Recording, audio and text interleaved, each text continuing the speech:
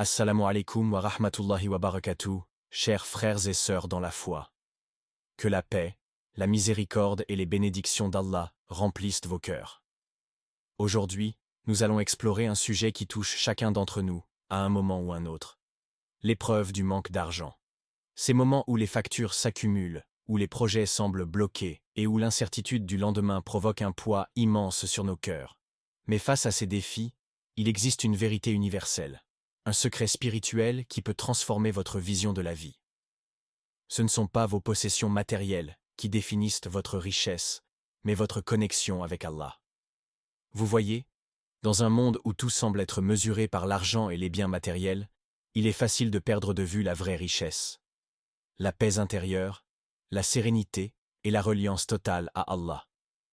Ce que je vais partager avec vous aujourd'hui, ce ne sont pas des solutions matérielles ou des conseils financiers, mais une approche spirituelle qui vous aidera à traverser vos moments de difficulté avec foi et confiance. Et si je vous disais que tout commence avec deux mots simples, mais puissants, j'ai confiance en Allah? Ces mots, chers frères et sœurs, ne sont pas de simples paroles.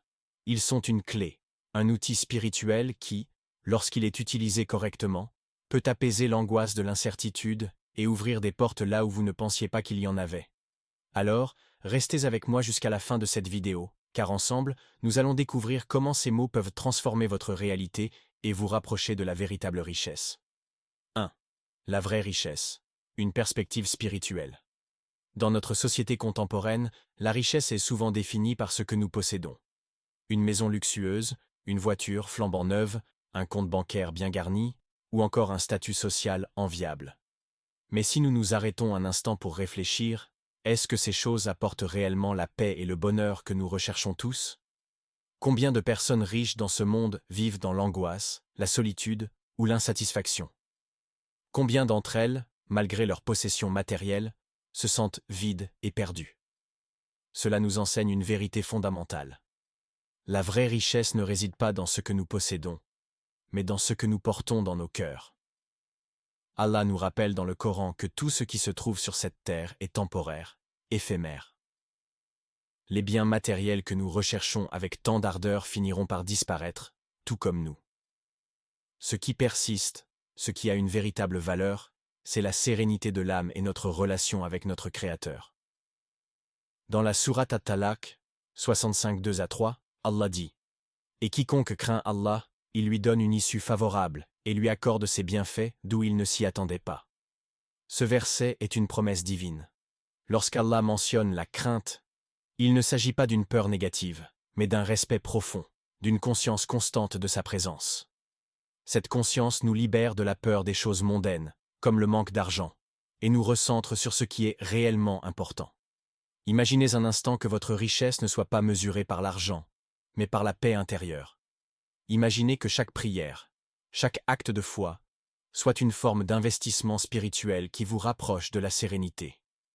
C'est cela, la vraie richesse. Ainsi, lorsque nous faisons face à des épreuves liées à l'argent, nous devons changer notre perspective. Au lieu de chercher désespérément une solution matérielle, nous devons nous tourner vers Allah et nous rappeler que la richesse spirituelle est infiniment plus précieuse que les possessions éphémères de ce monde. Deuxième épreuve du manque. Un test divin. Les épreuves financières, bien qu'elles soient difficiles à vivre, ne sont jamais inutiles. Dans l'islam, chaque difficulté est une opportunité déguisée, une chance pour nous de grandir spirituellement et de nous rapprocher d'Allah. Lorsque l'argent manque, il est naturel de ressentir du stress, de l'inquiétude, voire du désespoir. Mais ces sentiments, aussi puissants soient-ils, ne sont pas une fin en soi.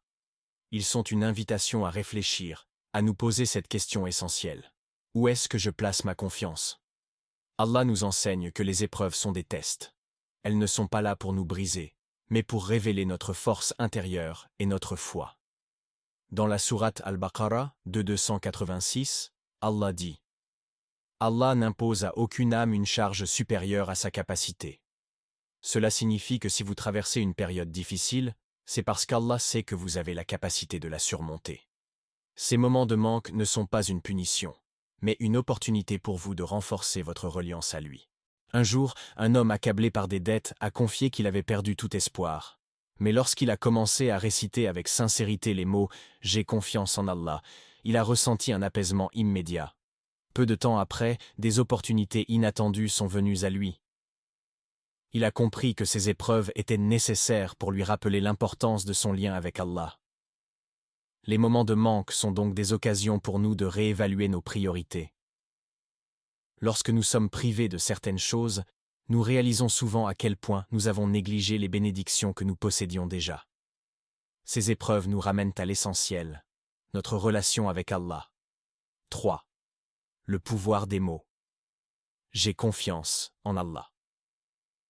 Les mots que nous prononçons ont une énergie, une puissance. Ils façonnent non seulement notre perception du monde, mais aussi notre réalité. Lorsque nous répétons les mots « J'ai confiance en Allah », nous ne faisons pas qu'apaiser notre esprit, nous renouvelons notre foi et notre reliance à lui. Ces mots ne sont pas une formule magique. Ils sont un rappel constant que tout ce qui nous arrive, qu'il soit bon ou mauvais, fait partie du plan divin. En les prononçant, nous affirmons que nous acceptons la sagesse d'Allah, même lorsque nous ne la comprenons pas immédiatement. Imaginez un instant que chaque fois que vous dites « J'ai confiance en Allah », vous construisez un bouclier spirituel autour de votre cœur. Ce bouclier vous protège des peurs, des doutes et des angoisses qui viennent avec les épreuves de la vie. Le prophète Muhammad, paix et bénédiction sur lui, a dit « La foi consiste à être satisfait de ce qu'Allah a décrété ». Ces mots, chers frères et sœurs, sont une invitation à la sérénité. Ils nous rappellent que, peu importe la situation, Allah ne nous abandonne jamais. Il est toujours là, prêt à nous guider et à nous soutenir. 4. L'importance de la patience et de la foi. La patience et la foi sont deux piliers fondamentaux de la vie spirituelle en islam, en particulier lorsque nous faisons face à des épreuves. Ces qualités sont indispensables pour traverser les périodes de difficulté, car elles nous aident à garder notre cœur apaisé et notre esprit centré sur la sagesse divine. Allah, dans sa miséricorde infinie, ne nous abandonne jamais, même lorsque nous avons l'impression que tout s'écroule autour de nous. La patience, une vertu essentielle dans l'épreuve. La patience, sabr, est une vertu que le Coran et la Sunna mentionnent à de nombreuses reprises. Elle est décrite comme une qualité des croyants qui cherchent à se rapprocher d'Allah en toutes circonstances. Dans la sourate Al-Baqarah, 253, Allah dit « Ô vous qui croyez, cherchez secours dans la patience et la prière, car Allah est avec ceux qui sont patients. » Ce verset souligne un point essentiel.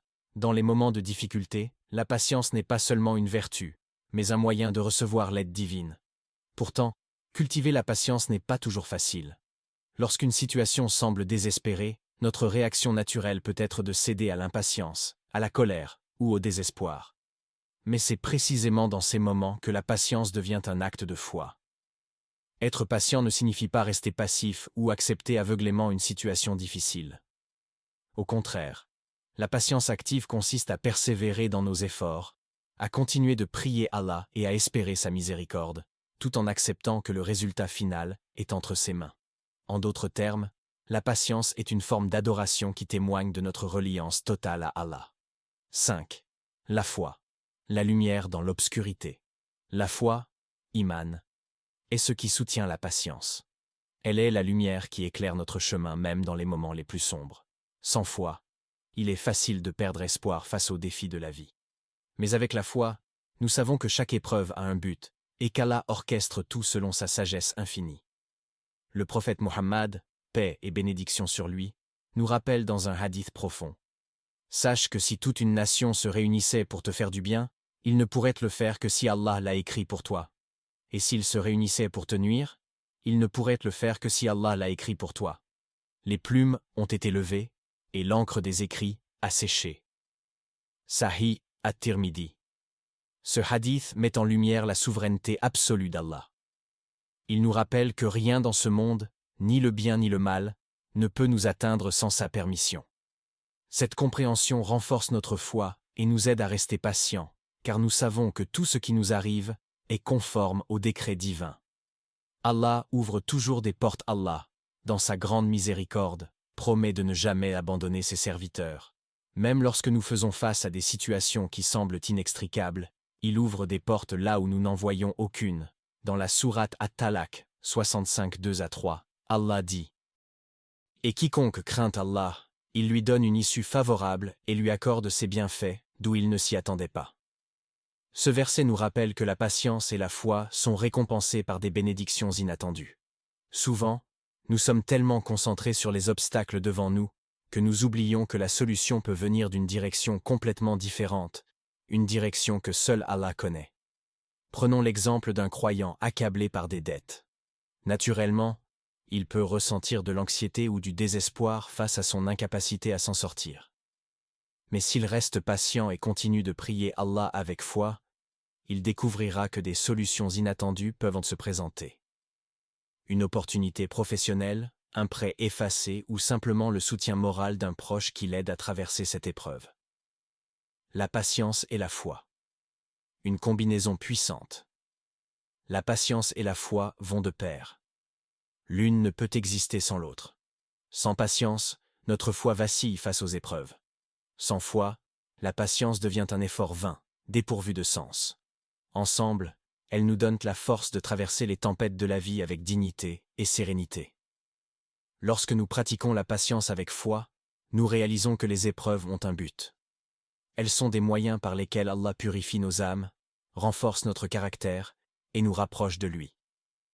Dans un hadith rapporté par Sahih al-Bukhari, le prophète Mohammed, paix et bénédiction sur lui, a dit « Les épreuves continuent de toucher le croyant dans sa vie, ses biens et ses enfants, jusqu'à ce qu'il rencontre Allah purifié de tout péché. » Ainsi, chaque moment de difficulté est en réalité une opportunité de croissance spirituelle. Exemple inspirant de patience et de foi. L'histoire du prophète Ayoub, Job, est un exemple parfait de patience et de foi. Ayoub, paix sur lui, a perdu ses biens, sa famille et sa santé.